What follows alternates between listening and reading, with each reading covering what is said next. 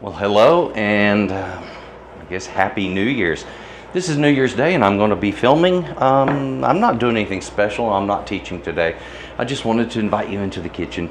I'm doing a prime rib roast, or what they call a rib roast. Anyway, this one is one that's had the ribs removed, but the rib meat was left behind, and they tied it weird. Anyway, I might retie that. I'm thinking of doing it, and in the doing on this, I'm also going to be pan searing it. Pan sear it and hit it in the oven, 325 in the oven. It's usually 15 to 20 minutes per pound on a smaller one, which would be like 5 pounds and down, and on the bigger ones, which would be like 6 pounds and up. And then you want to cook those a little bit longer, about 20 minutes per pound. So 325 is where I like to cook mine, and I pan sear it first. And that allows me to cook other stuff in the oven too. And that reminds me, there we go. Get that started. Get this started too. Come on over. All right, so I want to show you what this thing looks like when they remove ribs. They leave this chunk of meat where the rib was, here, and it leaves the meat kind of oddly carved up. And the place where I got it puts these kind of like rubber bands, like straps on there. I've never been too impressed with those, although they work, kind of. That's what you want to call it, I guess. Anyway, not to worry. Now this is the pan I'm going to roast it in. There's nothing really special you need to do in one of these pans. Some people like to put a little water down in there just to allow for some evaporation, but if you're looking for a true dry roast, you don't want any water at all. Me, I'm a take it or leave it kind of guy. Sometimes I'll use it that way, sometimes not. So we'll see. This I'm going to go ahead and do some of my own work on. There we go.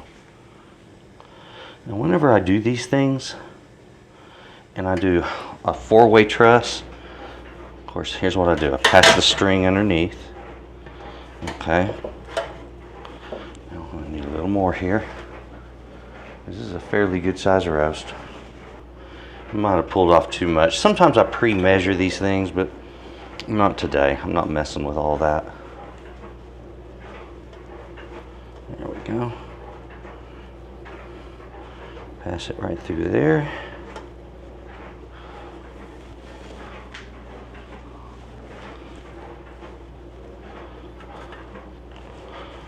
And you can just truss this down by pulling that tight, and it'll pull that meat in. And that's really what I'm wanting to do there before I go right to the next one, which is passed under the meat the same way. Okay. I'll take the string over. There we have it.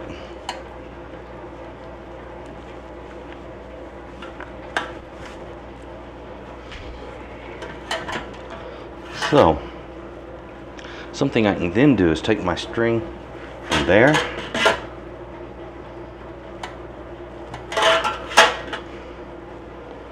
right around to where I began, and boom. I've started tying off for the next direction already.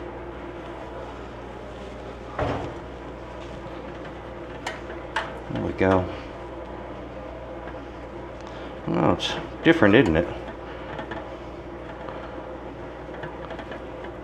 So what this does when you're trussing a piece of meat like this, it actually controls the movement of the meat as it cooks. And I say movement, you know, you've seen how a hamburger changes shape, the patty changes shape when you cook it. It's the same thing. You know, sometimes the meat moves around a little bit.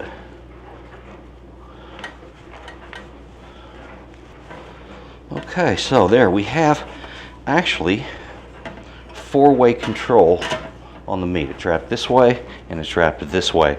And if I want, I can simply take this right around to my starting point again. And there's my initial string. I have something to tie off to in the very end. How handy is that, huh? That's all it takes right there. It's trussed, it's ready to be seasoned, and cooked up. That wasn't very hard. This isn't going to be a lot of seasoning either. I'm going to use some seasoned pepper and see if I have a loose piece of meat. What I'm doing there, just tucking it underneath that string. So any of those loose cuts where they removed the bone, that's controlled now. Okay. Okay, so if you're going to work with a big piece of meat, you need some tongs, folks. They are very, very helpful. All right, now I'm going to be hitting this with plenty of salt and pepper. Remember, it's a big cut of meat, so you don't have to be too bashful with your seasonings, okay? And some people will do a rub on these. That's your choice. If you wish to do that, please feel free to. Me, I figure, hey, just the good salt and pepper, and I'm generally pretty happy with what I get. Right now I'm making a bit of a mess. Hey, it's a holiday. I get to do that occasionally. Okay, need my pan very hot. So I'm going to heat that over a high burner, bring it up to a searing temperature. I'm going to sear this meat. This has been coming up in temperature, just about ready. That's all seasoned. I just want a little bit of oil to release. And a lot of times if you're using like a rib roast, there'll be enough fat on it already.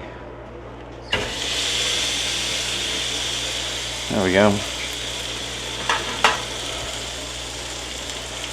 This one is actually towards the narrower end, and this is where you get your strip steaks and stuff like that. And it's really one of my favorite cuts. It's a good one. So anyway, pan sear it, get a little brown all the way around, about 3 or 4 minutes per side. All right, that was about a 3-minute, which looks good. This burner is really hot, so it's doing a very good job. We'll just keep it along those lines, and we're looking for a good sear, and that just helps to hold in juices on the meat a little bit better. It also adds to the flavor of the cut that you get if it has a little bit of sear on the outside. It's delicious. Do yours that way. You'll love it. All right, this has been seared all the way around. I'm on the last side. I'm putting just a little moisture in the bottom of my pan. I like it when I do that. All right.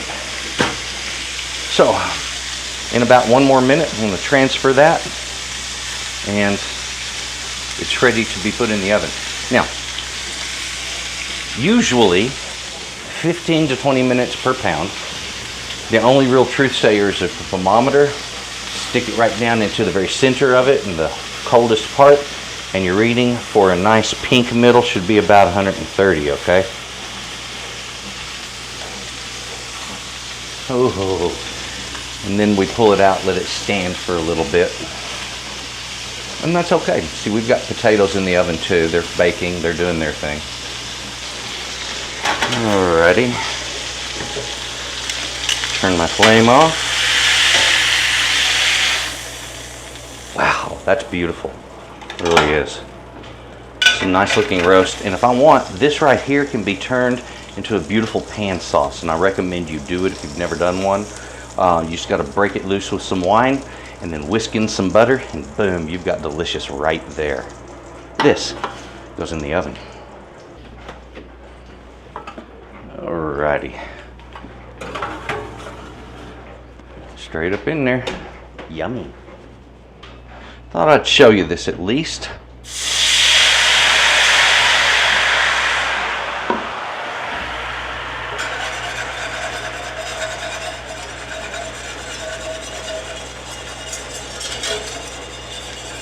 Now, you start whisking in your butter, 1 pat at a time.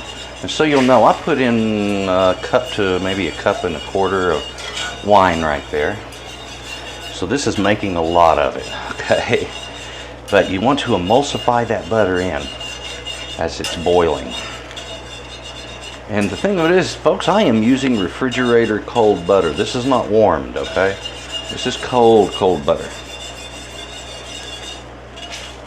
And once this reduces, what you end up with is possibly one of the best tasting little sauces that you might ever try.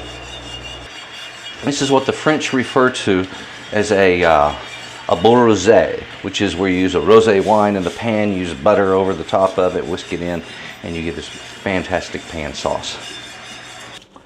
There we go. Now that crust on the outside is giving my knife just a little bit of fits, but not bad. As we can see, a beautiful, beautiful medium center. That's the way your roast should look. It should be nice and juicy, just like that right there, folks. So, enjoy your enjoy your rib roast. So as you can see, the kitchen's cleaned up now, and it was busy. The minute I started carving that roast, I had people lining up with plates ready to get food. So what I ended up with was this beautiful roast, as you've seen. We put some béarnaise sauce with it, also made that pan sauce, and had baked potatoes with it, just baked them with it in the oven. Wasn't a big deal. So it's a pretty easy dinner when you do something like that. And I really like doing meals like that. And I really appreciate you coming into my kitchen with me and joining with me in that. This is, of course, the next day. I was too worn out yesterday after it was all said and done. So I decided I'm doing my outro tomorrow. Anyway, I wanted to mention to you my website. Hey, folks, that's where I got these things, okay? Now, when I compose a recipe, look, I don't go chintzy about it. I do a really nice job. You get quality when you get one of my recipes, all right? So go to my website. It's S.A.Trotter.com.